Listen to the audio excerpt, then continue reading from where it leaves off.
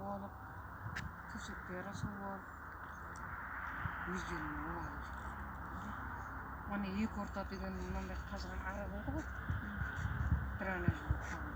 Көміп тастаған ғой. Бәрін әр нәрсе салған. Үй салып тастаған. Енді су көлдеп кетеді. Мынау ана көлге барады.